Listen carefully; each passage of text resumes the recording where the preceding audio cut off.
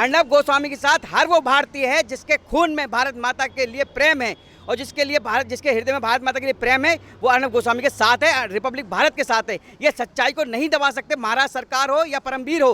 परमवीर से पूछिए, परमवीर पे जो इतने बंगले हैं, इतनी गाड़ियां कहाँ से आई हैं, उनसे पूछिए, उनसे भी जवाब ले। महाराष्ट्र सरकार क्यों नहीं लेती? ये सब जो है माँ ठगबंधन गैंग, खान गैंग और जो मोमबत्ती गैंग जो है ना, उन सबका पार्ट है। इनके अब जो है बुरा वक्त शुरू हो चुका है, ज़्यादा दिन के रहने वाले नहीं है ये महाराष्ट्र में। अब परमवीर सिंह को अपनी नौकरी खतरे में दिखाई दे रही है और महाराष्ट्र सरकार को अपनी सरकार खतरे में दिखाई दे रही है, तो वो तो इधर उधर हाथ पैर मारेंगे ना। उन्हें पता है कि उनकी सरकार जाने वाली है, महाराष्ट्र सरकार, उद्धव सरकार जो है, लाला साहब ठाकरे का तो नाम इन्होंने मिट्टी में मिला दिया। नमस्कार, स्वागत है आपका हमारे चैनल प्यारा हिंदुस्तान पे और आज हमारे साथ हैं अवधेश उपाध्याय सर और बात करेंगे कि जिस तरीके से रिपब्लिक के खिलाफ मुंबई पुलिस हो या फिर मुंबई की सरकार यानी कि महाराष्ट्र सरकार जिस तरीके से एक के बाद एक हदें पार करती जा रही है, तो अब मुंबई पुलिस ने पूरे 1000 से ज़्यादा एम्प्लॉयज़ के ऊपर FIR दर्ज कर दी और मॉर्निंग में उनके जितने भी रिपोर्टर हैं उन्हें पूछ कर ये बुलाया जा रहा है कि आप जितनी भी खबरें देते हो उनके सोर्स कहाँ से हैं। आपने देखा होगा कि जिस तरीके से TRP रिपोर्ट जो थी उसमें नाम नहीं था रिपब्लिक का, तो उस पर भी सारे सवाल पूछे जा रहे हैं कि आंसर रिपोर्ट आपके पास कैसे आई और जो भी आप न्यूज़ चलाते हो उसके सोर्स कहाँ से आई। मतलब यहाँ पर आपको बता दें कि यहाँ पे कंगना रनावत हो, बबीता फोगाट हो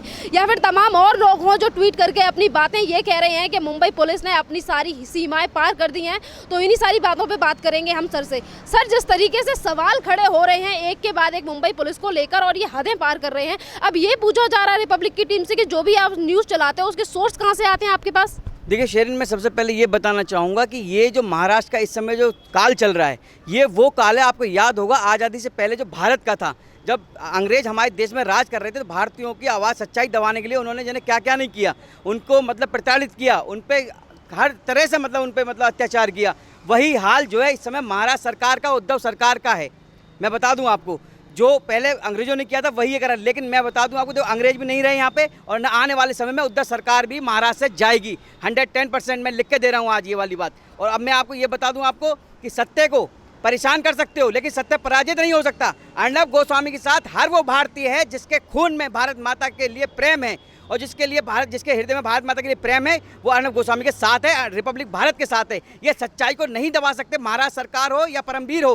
परमवीर से पूछिए, परमवीर पे जो इतने बंगले हैं, इतनी गाड़ियां कहाँ से आई हैं, उनसे पूछिए, उनसे भी जवाब ले। महाराष्ट्र सरकार क्यों नहीं लेती? ये सब जो है माँ ठगबंधन गैंग, खान गैंग और जो मोमबत्ती गैंग जो है ना, उन सबका पार्ट है। इनके अब जो है बुरा वक्त शुरू हो चुका है, ज़्यादा दिन के रहने वाले नहीं है ये महाराष्ट्र में। अब जैसे कि अभी आपने कहा कि परमवीर से पूछना चाहिए कि वहाँ पे ये गाड़ी बंगला कहाँ से है, ये अपनी रिपोर्टें देने के बावजूद रिपब्लिक से सारी जांचें मांगते हैं। ये बोलते हैं कि 4 साल का जितना भी खाका है वो 10-12 घंटों में लाकर पेश करिए। देखिए, रिपब्लिक भारत से तो पूछेंगे, पता क्यों? क्योंकि रिपब्लिक भारत जो अर्नब गोस्वामी है उसने एक ऐसी दवाई डाली है, नाली को साफ करने के लिए कीड़े निकलते हैं।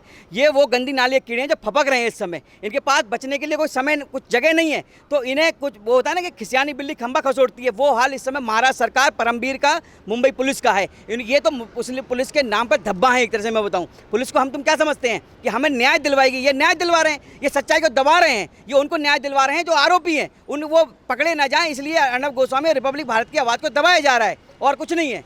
और सर, यहाँ पे जैसे कि अभी आपने देखा होगा कि रिपब्लिक के साथ हमारा चैनल भी शुरुआत से लगा हुआ है, उनको लेकर हम तमाम तरीके की बातें करते हैं और तमाम लोगों से बातें करते हैं। यहाँ पर मुंबई पुलिस के सवाल लोग करते हैं यहाँ पर, तो उसके बावजूद भी परमवीर सिंह ये क्यों कहते हैं कि ये जो हमारे द्वारा एजेंडा चलाया जा रहा है इसके द्वारा लोग ना खुश हैं? तुम्हारे पास इन सारी चीज़ों की रिपोर्ट कहाँ से आई? क्या परमवीर सिंह को रिपोर्ट नहीं दिखती है कि टीवी पर नहीं दिखती? परमवीर सिंह को सब दिखती है, परमवीर सिंह को अपनी नौकरी खतरे में दिखाई दे रही है और महाराष्ट्र सरकार को अपनी सरकार खतरे में दिखाई दे रही है, तो वो तो इधर उधर हाथ पैर मारेंगे ना। उन्हें पता है कि उनकी सरकार जाने वाली है, महाराष्ट्र सरकार, उद्धव सरकार जो है, लाला साहब ठाकरे का तो नाम इन्होंने मिट्टी में मिला दिया।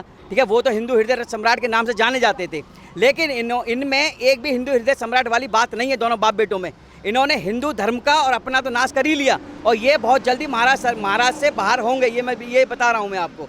रिपब्लिक भारत की आवाज़ ये दबा नहीं सकते। ये कोई पत्तल चाट पत्रकार नहीं है जिसने पत्तल चाट के अपनी इमारतें खड़ी की हैं, शीशे की इमारतें जो खड़ी की हैं, वो नहीं है। ये राष्ट्रवादी पत्रकार है, राष्ट्र के लिए समर्पित है रिपब्लिक भारत की टीम।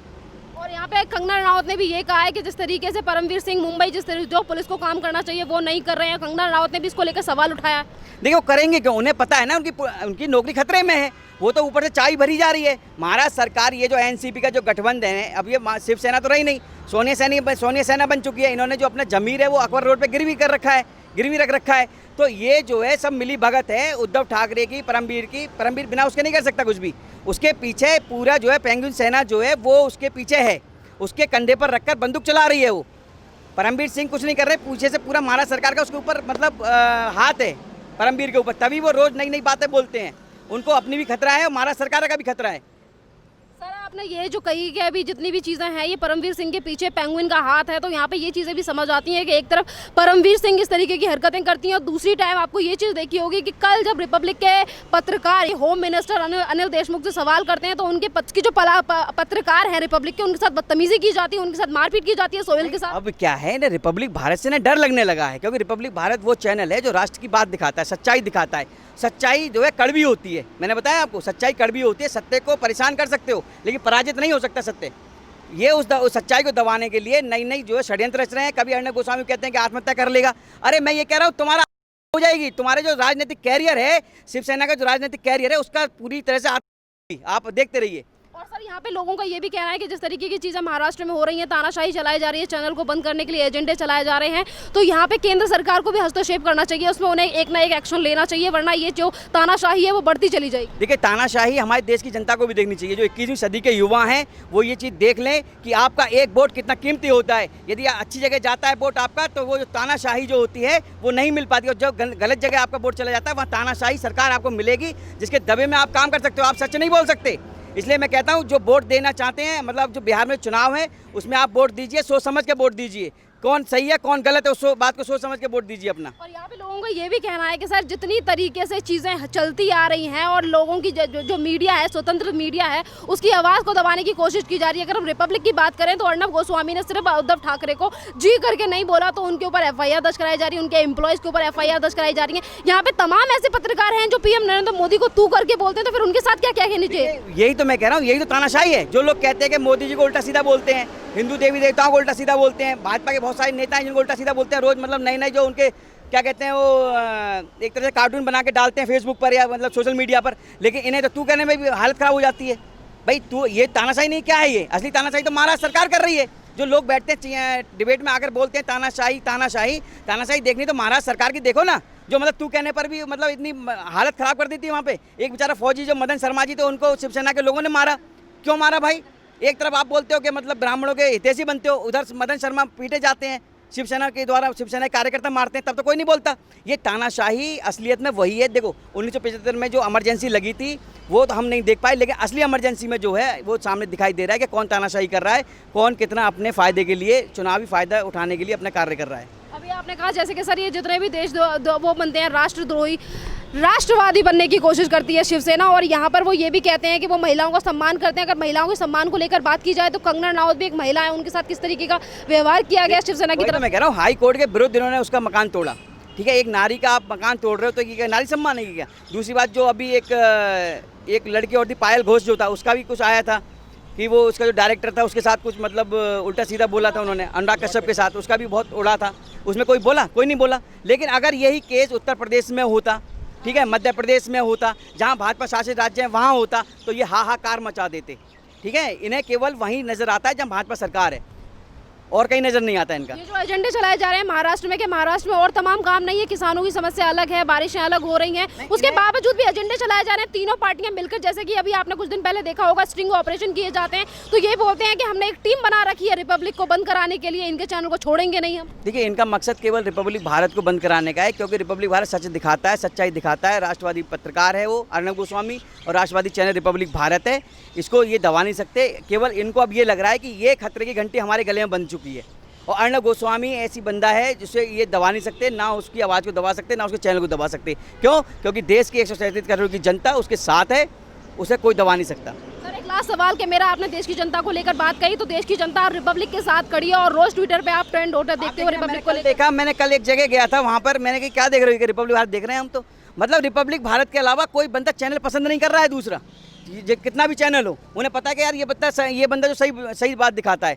और लोग इस बात पे गुस्सा हैं कि 1000 लोगों के खिलाफ जो FIR की है रिपब्लिक भारत के रिपोर्टरों के खिलाफ, उसके लिए भी लोग बहुत नाराज हैं, और ये जो है शिवसेना को इसका जवाब देना पड़ेगा। हर जगह पे ये गुस्सा दिखाई दे रहा है सर, जिस तरीके से तानाशाही मुंबई महाराष्ट्र सरकार हो या फिर इनकी पुलिस हो, परमवीर सिंह के द्वारा जो हरकतें की जा रही हैं, इनके इस्तीफे की मांग लोग कर रहे हैं, उद्धव ठाकरे के इस्तीफे की मांग लोग कर रहे हैं, और उसके बावजूद भी ये आंखों में पट्टी बांधकर ये बोलते हैं कि रिपब्लिक हमें बदनाम करने की कोशिश कर रहा है, रिपब्लिक हमारे खिलाफ एजेंडे चला रहा है। मैंने यही बोला ना कि ये तो गंदी नाली के वो कीड़े हैं हैं, जिसको नाली में जो दवाई डाली अर्णब गोस्वामी ने उसको साफ करने के लिए जो ये बाहर निकल आए हैं, ये फबक रहे हैं। इन्हें जगह नहीं है कहीं भी। अब ये कुछ भी कर लें, रिपब्लिक भारत को ये दबा नहीं सकते। रिपब्लिक भारत की आवाज़ जैसी चल रही है वही चलेगी और अच्छी चलेगी।